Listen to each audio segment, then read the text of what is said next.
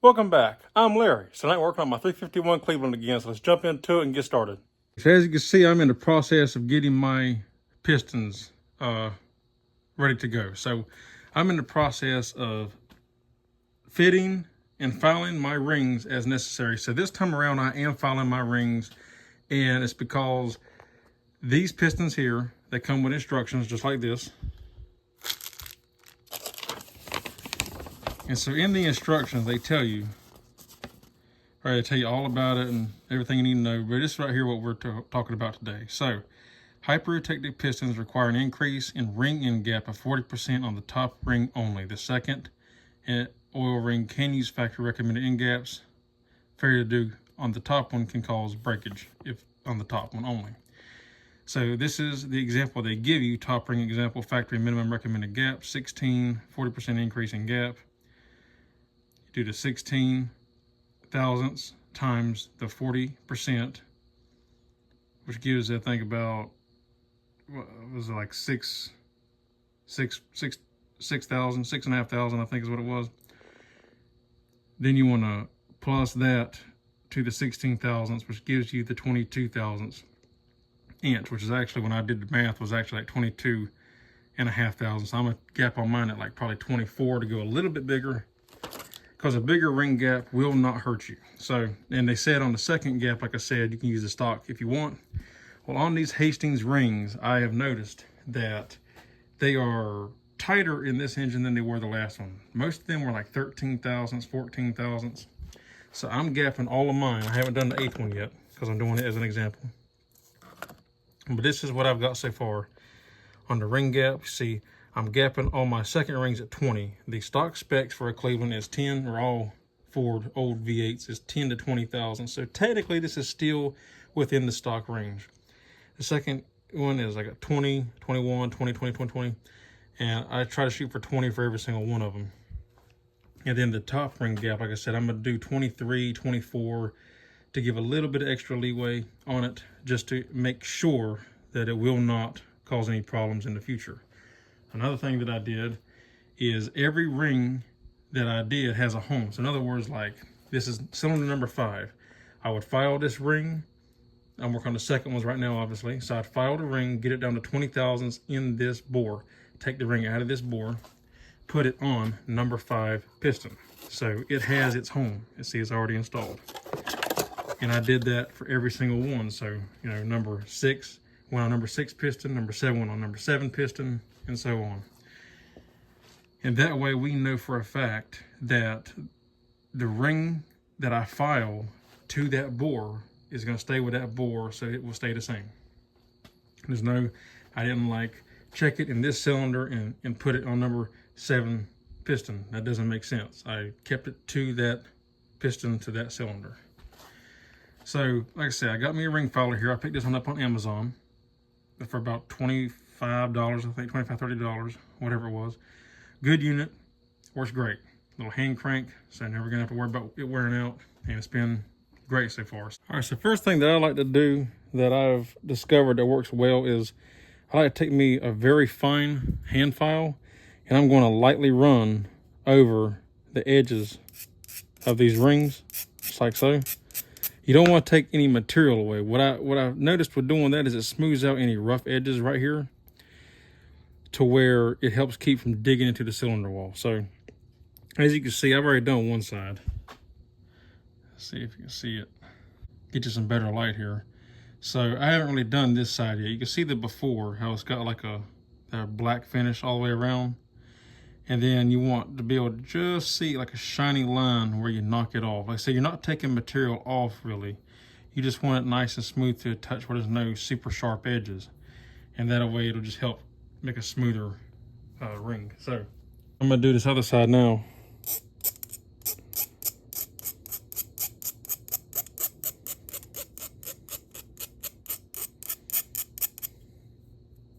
So just enough to smooth it out a little bit.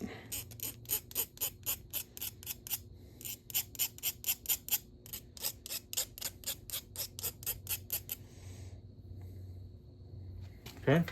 Now once both sides are nice and smooth, we're gonna go ahead and I like to put them in the way it says. You can see on these rings it says top. Always look for that if it has like a dot or a top or whatever etched into it. I'm gonna put the ring, so it's for number 8 piston. So we're gonna put it in the number 8 cylinder. And then I'll take a piston that I'm already done with. This is number 1, and put the second ring on it. This one here has already been filed and good to go, obviously.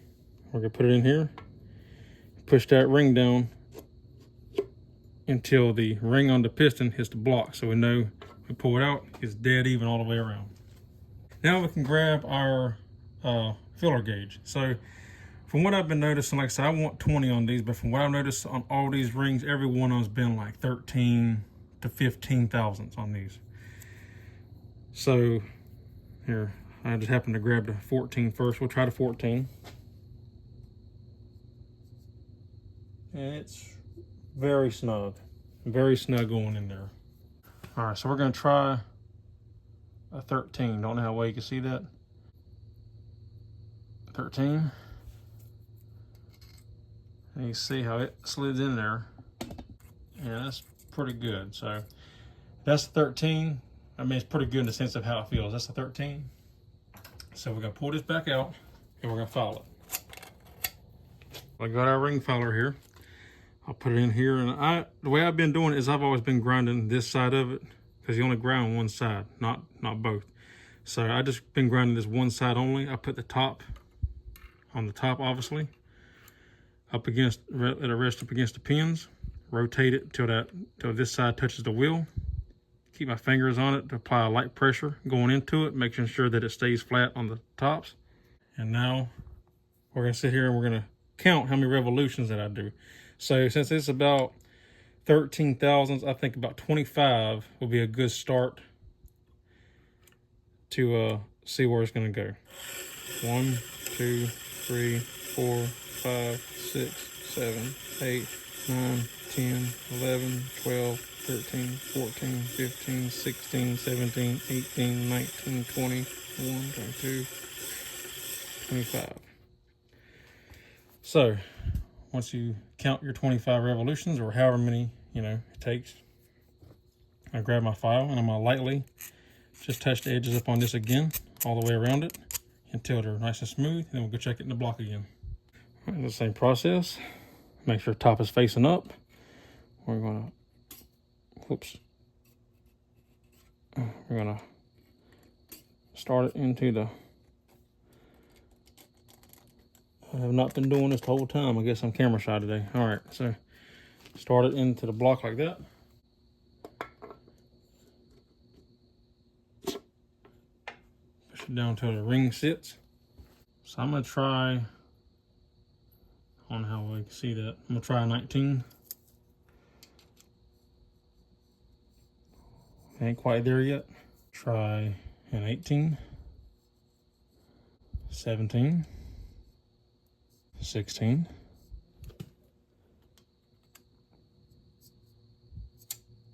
okay, so 16 is snug. It's real snug going in there.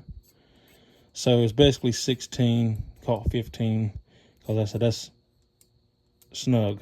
So and it shouldn't be snug, it should slide in real easy. It should have a very slight drag on it, but it should slide in easy. Like that 15. Yes. You should feel a little bit like drag on it, but it should be easy to go in. So that's a 15. So we got to pull it back out, and we're going to keep filing it until we get to 20. Okay, so after a couple more tries, you can see we have the 20 thousandths filler gauge. And it slides right in real nice and easy. That's what you want. Slides in real nice, like it's supposed to. We got a 21, and it will not go in. Like I got to try to force it in. It will not go in. So it is 20 thousandths. Perfect, right on the money.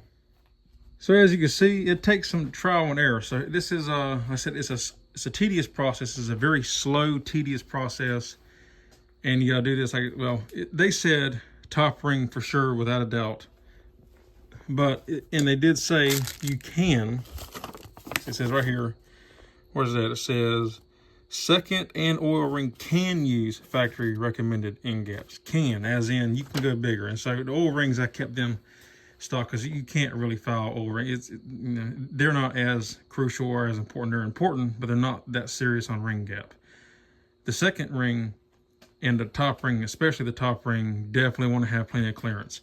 So on all my second rings, I just wanted to go a little bit bigger because I could have used factory specs, which on a Cleveland is 10 to 20 thousandths for both top and bottom for the factory spec. But since I got a gap to the top one anyway, and I checked these, and these rings, for some reason, this box of rings was like really tight. Like I said, you've seen that one was like 13 thousandths, and most of them were like that, really tight. So now every single one of them, except for that one, I got just, and that one's a snug 21. So really, you can say 20, 20 and a half, whatever, 20 and a half. But basically every single one of them are 20 thousandths now. So yeah, just on the high end of a factory spec, but it's not going to hurt anything. And then when I do the top rings, I'm going to do them at 24, because I said when I did the math, it should have been 22.4, 22 and 4/10. And I'm like, I can just do 23 or 24. I'm just going to go ahead and do 24, because a larger ring gap will not hurt you. It's not going to make the engine smoke, because when you have the rings are clocked. So it's not like the gaps are going to be lined up. They're going to be clocked, and I always point mine away from each other. What I mean is, so I'll do one ring with the gap pointing facing this way toward the wrist pin, and on the other, like for example, we'll say that the second ring, right? So we'll put the second ring like this, right? With the gap on this side of the wrist pin, and then when I put the first one in, the top ring, it'll be facing this side. So it's complete opposite. So no oil is gonna get past it. So the engine will not smoke or nothing like that. Engines smoke when the rings get worn out and they're not sealing properly.